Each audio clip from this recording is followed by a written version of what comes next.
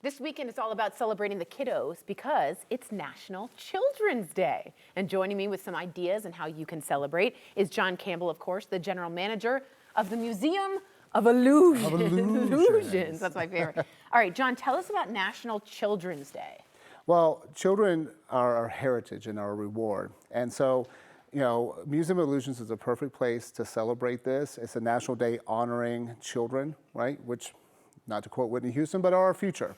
So it's a great place to come, to get them out of the house, to get them off their screens, and to go into a place where they can engage their minds. Yes, interactive. Absolutely, 100%. Yeah, even I'm not a kid anymore, and my screen time needs to go away. So why is the Museum of Illusions a great place to celebrate on Saturday? What do you guys have going on? Well, first off, we have over 40 illusions. Oh, nice.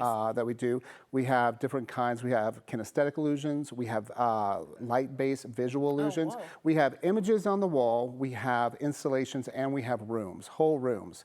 Okay, it's all STEM accredited. We're all science backed. Oh, okay? smart. Yeah, so it's all interactive. Everything is for you to touch, feel, get in there, move, So right? good for kids. Yes, a whole lot of fun too. Yeah. For all ages and all generations. So everything from grandparents to parents to children, dates, couples, they come. Smart. Absolutely. That's a good first date. Oh yeah, absolutely. I mean, you get to talk to each other, but you're so involved also Yeah, in what you're right, doing, right? right. It's not just like you're sitting there watching a movie, shh, be quiet. Yeah, that's so awkward. It's so awkward. Okay, another thing I want to point out now is we're hearing a lot about, as you said, screen time. My friends that have kids are like, we will do anything to get them off their screen time.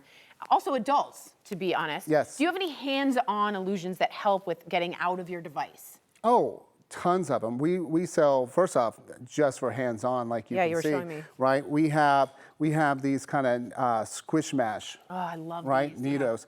And I tell you, like these are going like hotcakes. People come in and they're like, we can't find these anywhere. Is that right? This is the hottest thing that's out there. We also have a lot of puzzles that engage the mind, and actually that's what we're going to do. Oh, we're doing right one. now. Okay, Absolutely. okay. And you know how good I am at puzzles. Well, it's okay. We're going to walk through it together. Okay. So this goes up. Yeah, so we're Okay. going to make this is called the fancy pyramid. We have a lot of wood-based puzzles that we can do. Smart. So this is going to be our simple one that we Okay. do. That's Don't for say all, that. Not to say for all ages, right? This will be quick. So Okay. first thing you want to do is you want to kind of build a base. So we're going to take a 2 4-piece. Perfect. Did I That is do it? Yes. Oh, yes. okay. The second one, there's another 4-piece Yep, I know. right there.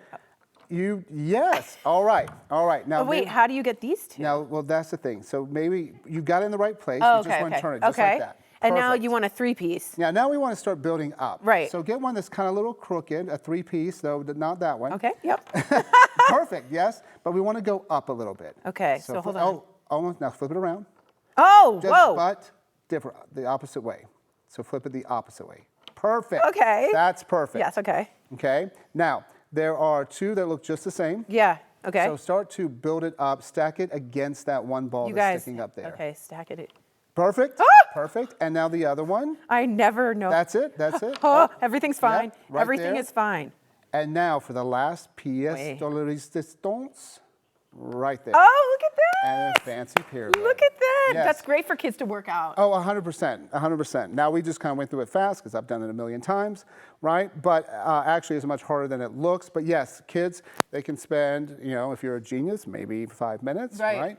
Typically 10 minutes, 15, 20 minutes. We have all sorts. This escape game, it takes 85 moves for you to solve. Smart. Right, so, and we have a large size version of that in the museum. Oh, right on. That people can try, That's right? awesome. As long as Switch 8, we have a bigger version called Switch 10 that's in the museum. This one? Mm-hmm. Okay. Absolutely. So all sorts of things to engage, yeah. absolutely, right? And stimulate the thought processes. And it can help with like math, you know, the geometry. yes. I was so 100%. bad at that, but this could really help your brain start to make those pathways. All right, let me ask you something.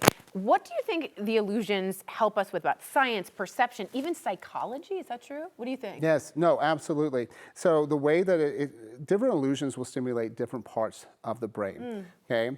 And whether it's things like, using things like forced perspective, there's also things like, we have something called a hollow face, right? Which Hollow face? Hollow faces. Okay. And so with it, your face and my face, right? They're gorgeous. No, They're I'm just gorgeous. But it's convex. It's convex. Yeah. And your brain knows that it's supposed to be convex. In the hollow faces, we make them concave, so they bend in, right? Weird. But your brain knows that, hey, this is not natural. So what it's going to do is it's going to trick it in order to think that it's actually convex. And so when it does that, it actually skips the part of the brain of rational thought where it's going to appear like it's moving and following you all around, right? Whether you go up or down. Right? And that's your brain figuring that out. That's your brain, right. So there's things like we have the zoetrope. And the zoetrope looks like it's these various squares that are changing shape, right? From large to small, or falling and doing all sorts of movement.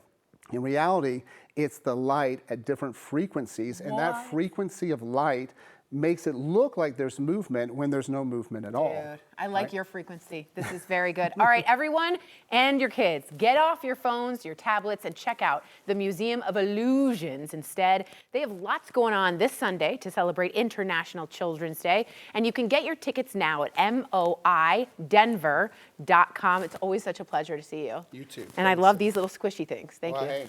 I'm taking them. Amazing.